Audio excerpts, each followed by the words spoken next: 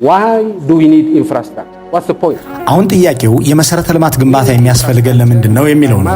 The gap of over $90 billion in investment in infrastructure. የዓለም ባንክ ከ$90 ቢሊዮን በላይ ሀብት የሚጠይቅ ያልተሰራ የአፍሪካ የመሰረተ ልማት ፕሮጀክት የኢንቨስትመንት ግንባታ አለ እያለ ነው። ላለፉት 30 ዓመታት በአብዛኛው የአፍሪካ ክፍል የተሰራው መሰረተ ልማት እጅግ ያነሰ ነው። የመሰረተ ልማት ስራ የነበረው በቅኝ ግዛት የመጀመሪያዎቹ ዘመናትና አፍሪካውያን ነጻነትን ባገኙባቸው የመጀመሪያዎቹ ጊዜያት ነው።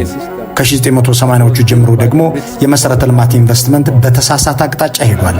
ምክንያቱም ከ1980ዎቹ ጀምሮ ይህ የመሰረተ ልማት ግንባታ ዘርፍ ለግሉ ይተው የሚል ፖሊሲ በመምጣቱ ነው። Why? Because since the 1980s the policy has been the private sector does the infrastructure. Why do we need infrastructure? What's the point? አሁን ጥያቄው የመሰረተ ልማት ግንባታ የሚያስፈልገን ለምንድን ነው የሚለው ነው። መሰረተ ልማትን አጥብቀን የምንፈልገው ለኢንዱስትሪ የተፈጥሮ ሀብታችንን ለማውጣት ለግብርናና ለሌሎች ግብአቶች እንደሆነ ነው። ይህንን የመሰረተ ልማት ግንባታ ስራ ደግሞ የግሉ ዘርፍ ስለማይሰራው መንግስት በኃላፊነት ይመራዋል ነው ቁም ነገሩ። የግሉን ባለሀብት እያሳደግን መንግስት በመሰረተ ልማት ዘርፍ ላይ በስፋት እንዲሰራ እናደርጋለን ስንል አፍሪካ ምድር ውስጥ ለመጀመሪያ ጊዜ አንዳች አዲስ ነገር እየተጀመረ ነው እያልን አይደለም። በሌላው ዓለም የሰራውን ጎማ አስተካክለን እናሽከረክረዋለን ነው እየተባለ ያለው። If it tries to, it will simply be reinventing the wheel. That's what happened everywhere else. የውጭ ባንኮች የማትፈቅዱት ቴሌኮምን የማትሸጡት ለምንድን ነው አለች። እሳቸውም መለሱ።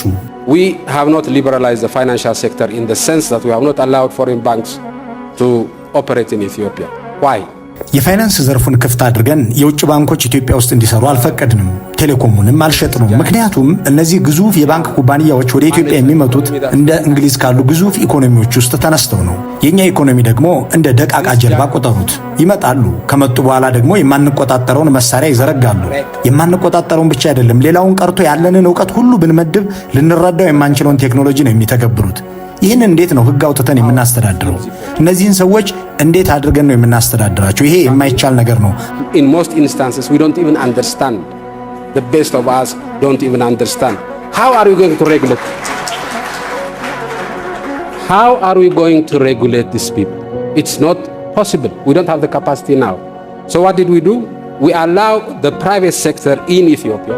እነዚህን ሰዎች እንዴት አድርገን ህግ አውጥተን እንምራቸው የሚለው በራሱ የማይቻል ነው። አሁን አቅሙ የለንም። ስለዚህ ምን አደረግን? የግል የሆኑና ኢትዮጵያውያን የሚመሯቸው የኢትዮጵያውያን የሚሆኑ ከመንግስት ድርጅቶች አኳያ ሲታዩም ያን ያህል ለመቆጣጠር ውስብስብ ያልሆኑ ባንኮች እንዲሰሩ ፈቅደን ማሳደግና ማበልጸግ ላይ አተኩረናል። ኢኮኖሚያችን ሲያድግና ህግ አውጥቶ የመቆጣጠር አቅማችን በደንብ ሲጠነክር ሊበራላይዝ መደረጋቸው አይቀርም። ይህ ግን ዛሬ አይሆንም። ይህንን በማድረጋችን ደግሞ አንድም የምናጣው ነገር የለም። Of course we'll liberalize, but not now. And we have lost nothing because of this policy.